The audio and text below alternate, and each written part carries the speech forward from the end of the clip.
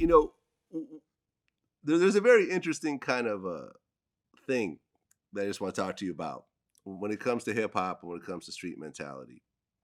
Recently I interviewed a regular on the show. His name is BG Knockout. Yeah. Are you familiar with him?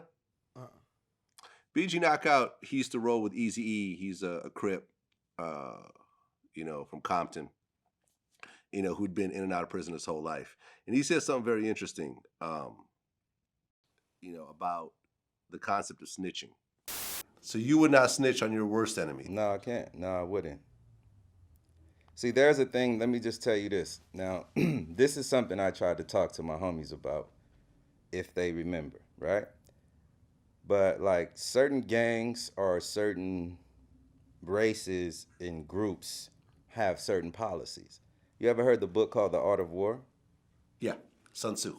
Okay, so this is one of the books that, prison gangs and groups read in jail. They study this book and they live by it.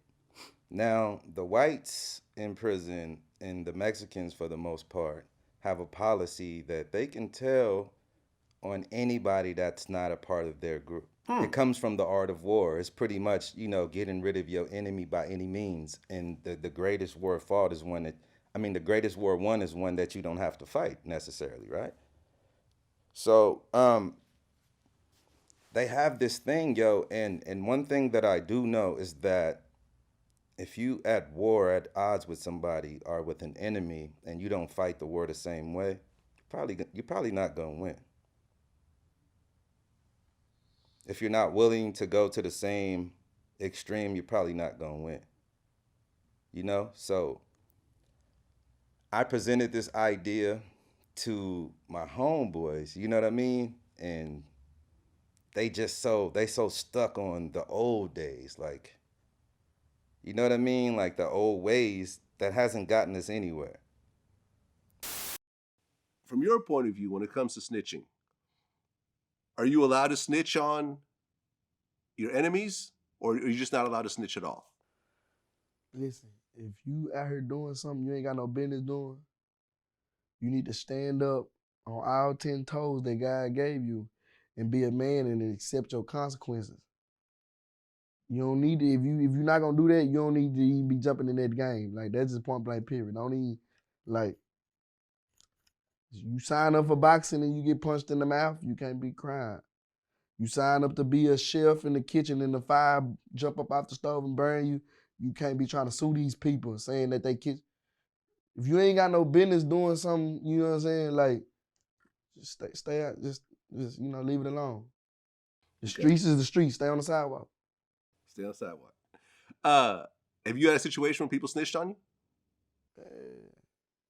My best friend. Your best friend snitched on you? Best friend. Can you talk about that situation? Yeah, that's what I went to prison for. Oh, for the 2 years? Yeah. Over that robbery? Oh, well, it was 4 robberies, 4. you said? I only had 2, but I took his 2. After I took his 2, he still told on me. I already took your 2. What did you tell for? Okay, wait, hold on.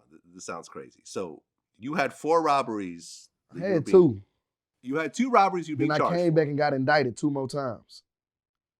But I'm knowing that these not mine. It's cool. I'm gonna take my partner charge. I'm already in here. He not in here. I'm already in here. You went and told on me. Why I was already taking the charge anyway. Like, so your best friend, who I guess was involved in all this whole time? Yeah. You get caught. He in the feds right now. Okay. For doing something. You see, listen, karma is a motherfucker. He in the feds for something he ain't even do. Okay. So you take these 4 charges. He gets picked up, I guess, as part of the investigation or something? We got picked up together. Okay. Yeah, we got picked up together. I just stayed because my background. He had no record. So then he turned around and just told on you in terms of... They turn around, like I say, we ain't had no money to bond out. His mom never had some money to bond out. You know what I'm saying? Mm-hmm. So prior to my probation, I already was on probation, like juvenile probation. Like, you know what I'm saying? So everything on my end was just fucked up. But him, he got, he got a bond. His mom and them bond him out. You understand? But you still, just because you bond out don't mean the case over with. Like, Right. you know what I'm saying? So he had the case. That's his case. Like, his name was on the paper. It's your case. You know what I'm saying? But I don't know what they did to him, bro. You know what I'm saying? I wasn't there. I was in a cell. I was on the North Tower, 7W01 in Lou Sterrett. And they know that's the jungle. In Dallas, you on North Tower, it's rocking. It's the jungle. Ag tank, capital murder tank. You know what I'm saying? Like, I'm 17 over here. Like, and he was older than me. So, shit. They put that press on him. Basically, what was sold was, shit, you gonna take this charge, you know? It looked like he the mastermind. Look at all his prior charges. They the same as these. You don't have no background. I can't really believe that you had something to do with what he did because you know what I'm saying? It looked bad on my end already. Yeah, he went ahead and told that he did that, and he did that, and did this, and whoop the whoop. But I'm taking the charge. I was like, I'm calling home. I'm sending kites and mail. Like, tell them chill. I'm gonna take that.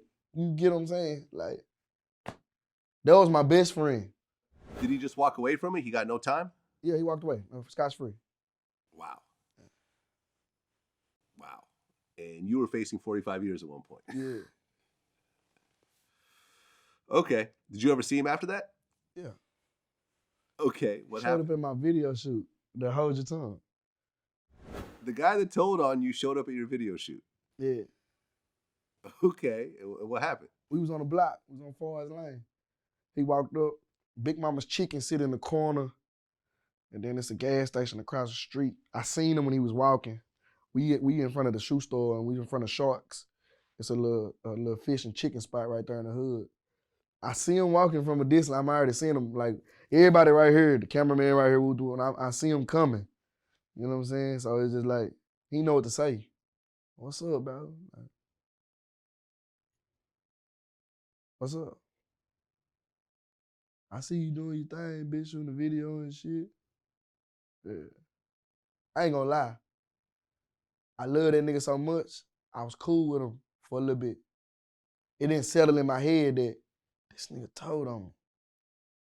You get what I'm saying? I was used to going to jail all my life, Vlad. So, like, he never been to jail before. I tried to make up every excuse for him. Like, man, he ain't know no better. He ain't never been to jail. He couldn't handle that. He whoop the whoop. But he was older than me, and he always was like, you know, I'm this, I'm that. So I ain't gonna lie, like, I ain't just right off the muscle, just, oh yeah, bitch, we buddy, woo. But like, you know, nigga, strange number, you know, we talked about the situation 1,000 times every time I got mad. Like, fine, like, you know. But then after that, it was just like, all right, I settled in. Nigga, you a rat. I can't fuck with you. I mean, did he actually apologize to you and take responsibility for what he did, or was it always an excuse? He never apologized. He apologized for not writing me and not putting no money on my books. That's what he apologized for. Nah, that's what he apologized for. He was like, bro, my bad, fool. I ain't never been in no situation like this. Woo, woo, woo, woo. We young and shit. I don't know what's going on. So, you know, he apologized for not writing and putting no money on my books. But like, nah, about the whole other shit, like, his brothers, they some real street niggas, they some real gangsters. They even was like, you ratted on them, fam. I'm on your side though, cause you my brother. Blood thicker than water. I ain't on Mo3 side. But you ratted on your partner. You get what I'm saying? But I'm still on your side, you know, cause you my brother. That's how they put it to him. You know, but they won't let him know, like, you told on that little nigga, fool. Like, so. Yeah, well, you know, I interviewed Freeway Ricky Ross, who was, you know, one of the biggest drug dealers, you know, in America at one point. Yeah. And he said something very interesting. What would happen if he walked in the room right now? Oh, nothing. Nothing. I have absolutely nothing against him. Really? Nah. Wasn't his fault. See, the way I look at it is, First of all, I made the mistake of getting in the drug business. That was my first mistake. Mm-hmm. My next mistake was I went back into the drug business after I said I quit. Yeah. So what he did is he only did what people do in the drug business. They tell. They set you up.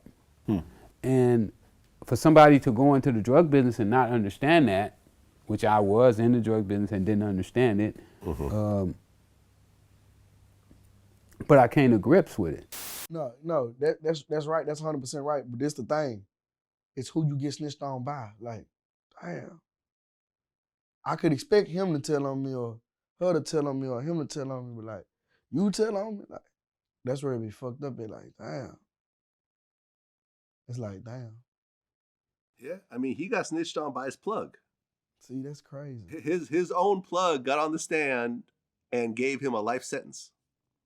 See, that's And I mean, he managed to beat it by, you know, finding some loopholes. You know, he didn't even know how to read going into prison. Like, you know what I'm saying? Yeah. Like, but he said he has no problems with the guy that told on him because he took responsibility for, you know, something. I made the decision to do crimes, and I there got you no go. problem. I got no problem with the nigga that told on me. Like, I'm doing my thing now, bro. Like, I'm not even worried about this. I'm glad all this happened. If none of this would happen, I wouldn't be right here.